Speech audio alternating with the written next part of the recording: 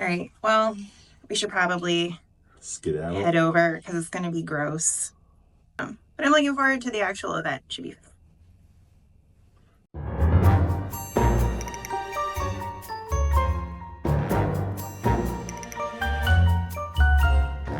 Where are we going? Massachusetts. We're in Massachusetts. Treehouse Brewing. Lord. Salem. Yes, and the back of the car, not too crazy yet. It's not going to get too crazy. You're going to buy like just a little bit of yarn. Just a little? Just a little bit of yarn. And my beer's all going to fit in that cooler. I'm going to walk away with Dragon Horde's whole table. Please don't.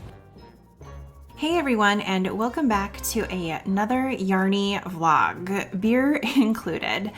We just got back home from the Fiber Witch Festival, and I have to say it was magical, despite all of the rain, which you will soon see. The festival takes place right in the heart of Salem, Massachusetts, and it blends everything I love. Gorgeous, witchy yarns, a whole crew of amazing knitty friends, and that unmistakable Salem energy. I'd been looking forward to this trip for months, as you know. Between the mystical colorways, the community, and the chance to soak in some witchy history, it was basically my dream weekend. So in this vlog, I'll take you along for the ride, from the yarn hauls to the meetups to the little moments in between. Without further ado, let's dive in. So yeah, that 5-hour drive to Salem, prime knitting time. I spent pretty much the whole ride powering through the final rows of my Go-Go Dynamo shawl by Stephen West, which if you watch my normal podcast, then you'll know that I used yarn from Dragon Horde Yarn, who I knew was going to be at the Fiber Witch Festival, so I was totally committed to finishing in time to get a photo with her. So I didn't get a chance to block it, but I did spend part of our brewery pit stop weaving in ends. Did I manage to get the photo? Stay tuned to find out. Our first brewery stop of the weekend was Treehouse Brewing in Charlton, Massachusetts, an absolute must if you're anywhere near the area. We actually stopped here for the first time on our last trip to Salem, which I also vlogged, and as soon as we decided to come back for the Fiber Witch Festival, we knew Treehouse had to be on the itinerary again. The beer is incredible, the views are gorgeous, and the merch game, top tier. If you're not familiar with Treehouse, it's a craft brewery that's built a huge cult following for its hazy IPAs, rich stouts, and a really intentional small batch approach to brewing. It started as a little operation in a barn and has grown into this stunning campus with a massive tap room, food trucks, and even a coffee bar. While Scott was picking out what beers to bring home, I grabbed a table and spent our visit weaving in the ends of my Go-Go Dynamo shawl. It felt like such a full circle moment, knitting at one of our favorite spots right before a weekend full of yarny magic in Salem. And in true Scott fashion, we didn't leave empty-handed. He grabbed 2 full cases of beer to take home, so safe to say our fridge is set for a while. I'm making fun of you with your cases of beer. Yeah, what else is new? After our stop at Treehouse Brewing, we had about another hour on the road before arriving at our hotel near the Witch House in Salem. Once we checked in, I couldn't resist trying on my freshly finished Go-Go Dynamo shawl, ends woven in and all. We'd planned to attend an event at Circle of Stitches, but hunger took over and we decided to head straight to dinner. Our destination? All Souls Lounge, one of our favorite spots in Salem. Established in 2021 by 2 locals, All Souls Lounge pays homage to the classic neighborhood bar, offering vintage cocktails, gourmet hot dogs, and an inviting atmosphere. Inspired by a comedy skit we recently saw on Instagram about Seattle dogs, hot dogs topped with cream cheese and jalapenos, we had to try them for ourselves. They did not disappoint. While enjoying our meal, I had the chance to meet Megan from the Fibromancer podcast, who's also covering the Fiber Witch Festival, by the way, so make sure to check out her videos. I also met Tristan from Dragon Horde Yarns and Alaska from Sinful Yarns. I tried to play it cool, but definitely failed spectacularly. Overall, it was a fantastic dinner that soothed our souls before heading back to the hotel for some much-needed rest. We are about to go to a trolley tour, like the ultimate tourists that we are. But I figured I would show you my witchy ensemble, which will be accompanied by my recently finished Go-Go Dynamo shawl, but I don't have it on because you can't see the necklace if I have it on. And I'm going to freeze to death because I just looked at the temperature and it's snowing and 36 degrees. It was snowing this morning. You said it just looks like rain now. I don't even know if it is rain. It just looks wet. Yeah. So gross. Hooray. And that's Salem for us. This is our second trip to Salem, and both times it's been wet. Very wet and cold. Gotta stop coming in the beginning of the year.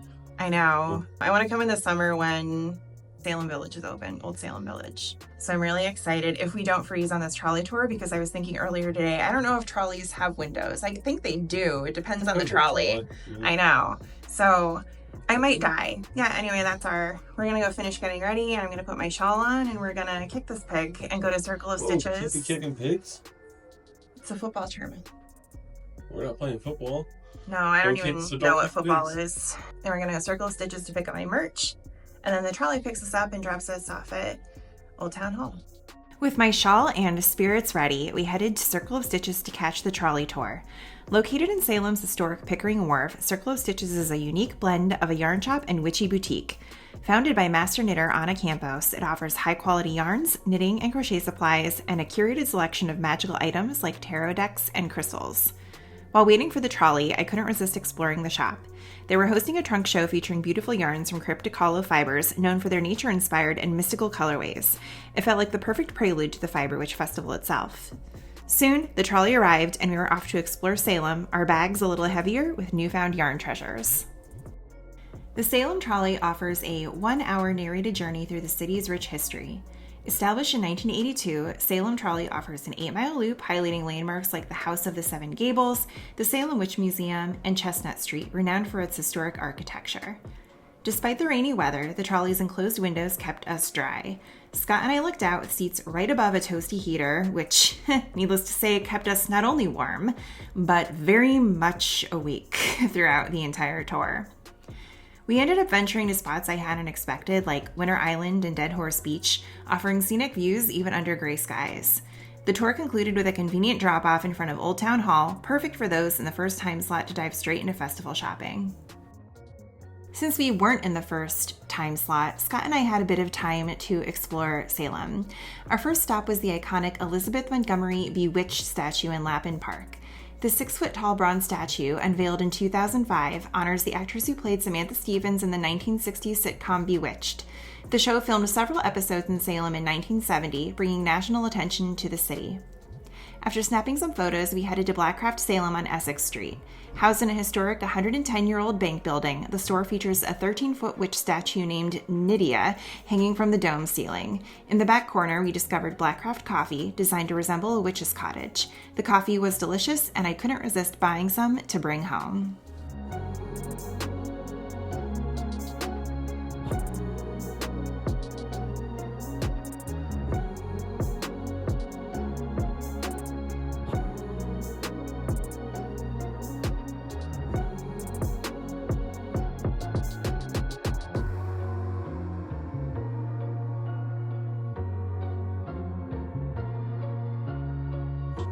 With even more time to spare before our festival slot, Scott and I decided to explore even more of Salem. Our first stop was Count Orlok's Nightmare Gallery on Essex Street.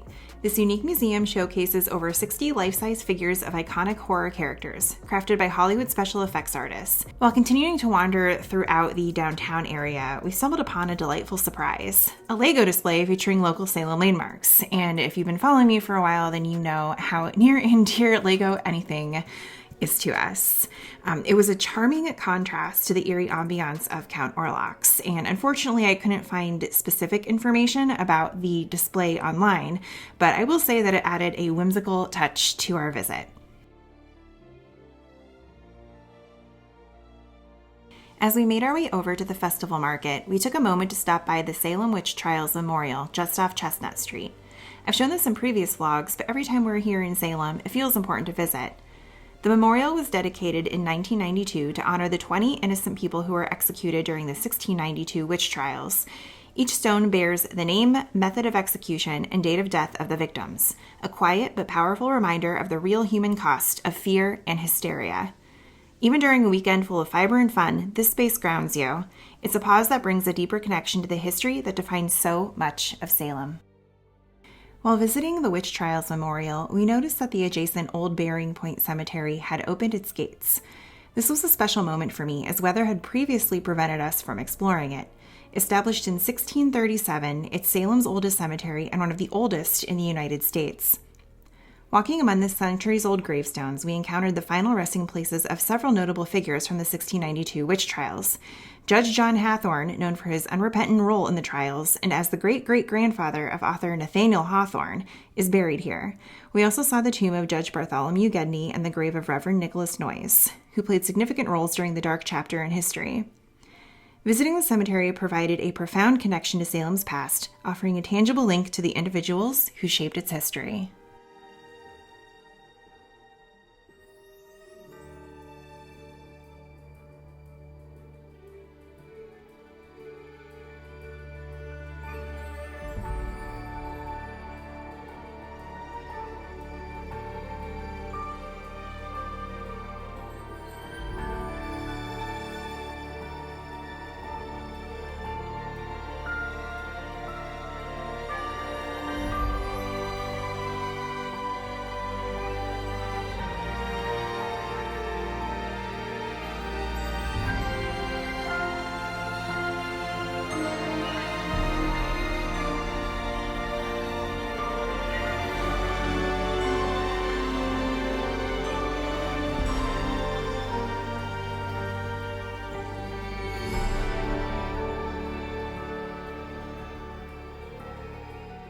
Our final stop before diving into the Fiber Witch Festival was Nocturn, a dark and whimsical boutique nestled at 18 Front Street in Salem.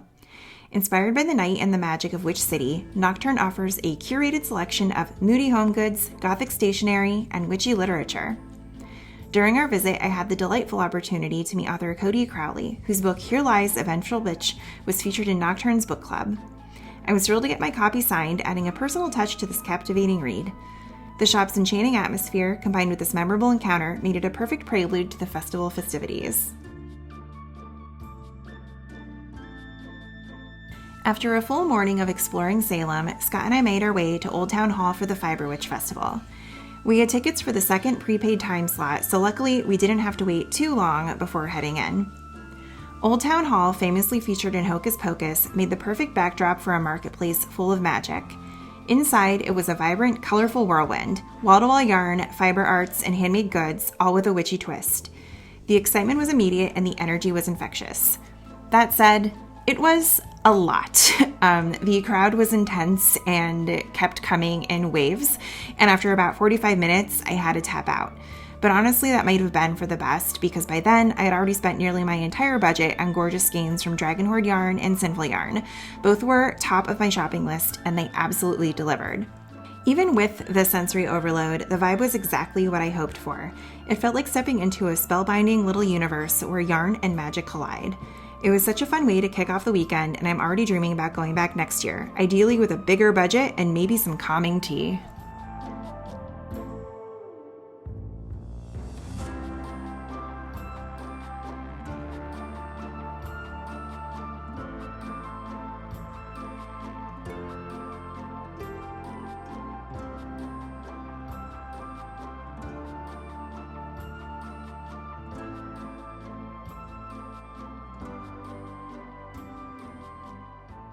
Hi, welcome to Scott's Corner. We have Ameros. So before the Fiber Witch Festival, we had 2 hours to kill, and then Scott got Ameros. So let's talk about your Ameros. I don't have a lot to say about them. Because you haven't had them yet. I haven't had them, but Braulio has been one that I've wanted to get for a little bit, and I can't really find back in PA. It's like an Alpine style Amero. So minty? Yeah, herbal, very herbal. I don't know if it's gonna have a lot of. I like the herbal ones though. I've learned. But it's it's an herbal bitter. I wanted this one for 2 reasons. It's called See the Elephant. I like elephants, and it's elephant related. There's the artwork's cool. A little Ellie on the side here. And I think there's one on this side too. But it's made out of the base for this is arugula. Oh right, you were saying yeah. So I think that's gonna be different and interesting. Mm-hmm. And I think I read See the Elephant was like just a term for like going getting drinks. That sounds accurate. Yeah. Well, that sounds See the Elephant. No, it's the Green Fairies. And the elephant is absent. I think it's like a reference to like I'm gonna go see the elephant. Like it's just like an old timey. Yeah, like a circus thing, I think. Not to be confused with Seeing a Man About a Horse. Yeah, and it's not Seeing a Man About a Horse. And I'm gonna butcher this name. It's antique Pelin Kovac, which I actually did have this one at. I'm not going to call it what you want me to call it. No, don't call it by its real name, Solar Myth. Solar Myth. Which, for Philly. those of you who have been to Philly, we all know it's Boot and Saddle. Used to be Boot and Saddle. It still has the big Boot and Saddle. It does. Sign. But they're also like a jazz show / a marrow and wine bar / coffee shop. We really like it there. So we've only been there once. But I had this here, and it's a name that's been in my head for like, was that last year? Was that your birthday last year? Yeah, it was. Yeah. I was trying to think. Yeah. And I saw it, and it flagged as something that I've had and I enjoyed. So Yarn festivals, not just for Jen. No, I know what I'm here for. We have a problem. Is this all just from Treehouse? Yeah, I guess. But you're going to get some from Notch, too, probably. Maybe if we drive over at some point, because I don't Maybe before, like, tomorrow night for dinner or something. I don't want to carry this back to the hotel. Before heading to Persephone's coronation ball, we grabbed a dinner at Howling Takaria, right next to our hotel. It's a super popular spot in Salem known for fresh, scratch-made Mexican food, and I was in desperate need of 2 things, cheese and sangria. Between the pre-ball anxiety and the nonstop energy of the day, it was exactly what I needed to reset and keep going. Great vibes, great food, and just the right fuel for a magical night ahead.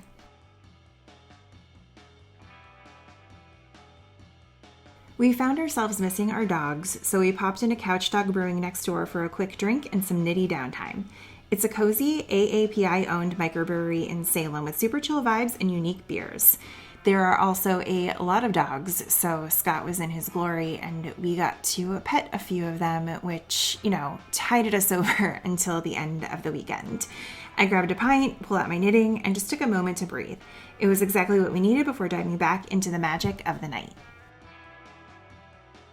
All right, here are my amazing dressy shoes for the coronation ball. It gets better, I promise. Gonna go freeze my butt off. I've been waiting to wear this headband all day. I'm so excited. We don't get to dress up very often unless someone gets married, and we're old now, so that doesn't happen anymore. This one. Except for that. This dress is from Cider. I've had it for a little while. I wore it for our anniversary. And it's nice to have a reason to wear it again. So Had this coat since 2005. That's when I graduated college. That's when I started college. Let's not talk about how old we are. That's why I have it. All right, well, we should probably head over because it's going to be gross. But I'm looking forward to the actual event. How's it going? Okay. After a full day of yarn, magic, and mayhem, Scott and I braved the rain and made our way to the Hotel Salem for the very first Coronation Ball, a ticketed evening event that debuted at this year's Fiber Witch Festival. This was the first of its kind, and the vibe was exactly what you'd hope for, moody, decadent, and dripping with underworld glam. The ball was designed to celebrate the divine feminine, cycles of change, and the beauty of transformation, very Persephone-coded. Inside, the space was adorned with rich shades of garnet and gold, and the energy felt equal parts mystical and celebratory. One of the highlights of the night was Greek Gods and Goddesses Trivia, hosted by Tristan of Dragon Horde Yarn, who totally nailed the role of Trivia MC. There were also tons of giveaways featuring amazing items from the festival's artisan vendors, which kept the crowd buzzing. And yes, in case you were still wondering, I finally got my photo with the dyer behind my Go-Go Dynamo shawl yarn. After knitting it on the drive, weaving it ends at a brewery, and rushing to finish it in time, it was the perfect full circle moment. Between the cozy vibes, the community, and just the right dose of witchy glam, Persephone's Coronation Ball was a magical close to an unforgettable day.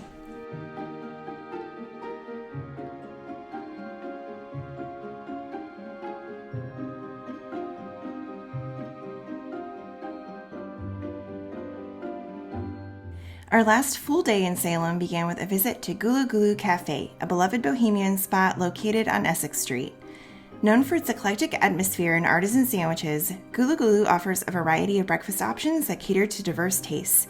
We indulged in their hearty breakfast sandwiches like the BEC Sandy, scrambled eggs, bacon, and cheddar cheese, and couldn't resist their warm walnut banana bread, a comforting treat to start the day. The cafe's unique charm and delicious offerings made it the perfect place to fuel up before our final adventures in Salem. Our next stop was a visit to the Peabody Essex Museum, and it did not disappoint. We explored the Narwhal, revealing the Arctic Legend exhibit, which delved into the lives of these elusive unicorns of the sea. And you know me with my unicorn obsession, I made sure that we went to this museum. The exhibit featured interactive displays, including an 8-foot-long cast of a real narwhal tusk, and shared insights from scientists and Inuit community members about the narwhal's Arctic habitat and the challenges they face due to climate change. Next, we wandered into the Saints, Sinners, Lovers, and Fools 300 Years of Flemish Masterworks exhibit. This collection showcased exquisite Renaissance and Baroque paintings, sculptures, and decorative arts from the 15th to 17th centuries in the southern Netherlands. We were captivated by masterpieces from artists like Peter Paul Rubens and Anthony van Dyck. The exhibit also featured a recreated 17th century cabinet of curiosities filled with precious porcelain, seashells, and rare antiquities, offering a glimpse into the era's fascination with the natural world. The museum's diverse exhibits provided a perfect blend of art, history, and science, making it a highlight of our trip.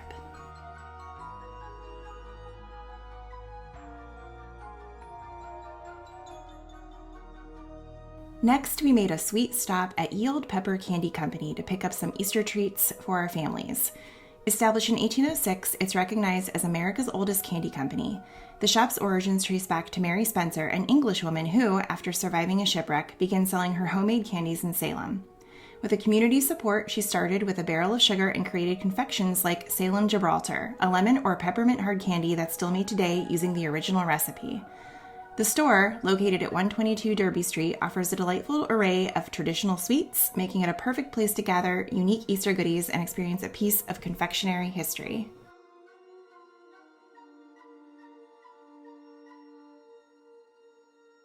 And that's when things went a little sideways.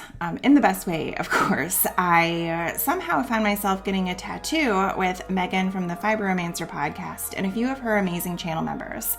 I promise we're not a cult, it just looks that way when 6 knitters walk into a tattoo shop together. I'd actually been wanting a moon phase tattoo on my forearm for years, and something about being in Salem, surrounded by fiber friends, just felt like the right time. While we waited, we knit together in the shop like the most wholesome little coven, and when it was my turn, I finally got the design I'd been dreaming about. It was spontaneous, meaningful, and a perfect little bit of chaos to end the trip. We had a bit of a wait before our tattoos, so we kept popping in and out to make the most of our time. First up was our scheduled tour of the Witch House, Salem's only building with direct ties to the 1692 trials. They don't allow video inside, but it was definitely worth a visit. Then we headed to Megan's Fiber Witch meetup at the Hotel Salem, which was perfectly timed. Honestly, it all worked out and made sure we didn't waste a minute of our last day. At that point, we were absolutely famished, so it was time for dinner. Naturally, we made our way to Notch Brewery, a spot we've stopped at on past trips and always loved. I'd been craving their schnitzel sandwich ever since Scott told me that it was a thing, and it did not disappoint. Scott had been talking about Notch nonstop, especially for the beer and, of course, their signature Milko Pour, a Czech-style foam-forward lager that's a fun little ritual on its own. And again, if you've checked out any of my vlogs, you know exactly what I'm talking about. We wrapped up the night with good food, great drinks, and a bit of knitting at our table. It was the perfect low-key way to wind down the weekend before an early bedtime and the trip home. As we made our way home, I had some quiet car time to knit, reflect, and let the weekend's magic sink in. From yarn-filled adventures and spontaneous tattoos to historic haunts and cozy meals with friends, the Fiber Witch Festival was everything I hoped for and more. If you're curious about what I picked up and want to support some incredible indie makers, be sure to check out my Instagram where I've tagged all the amazing artisans featured in my haul. Thanks for coming along for the ride. Until next time, happy knitting and stay witchy.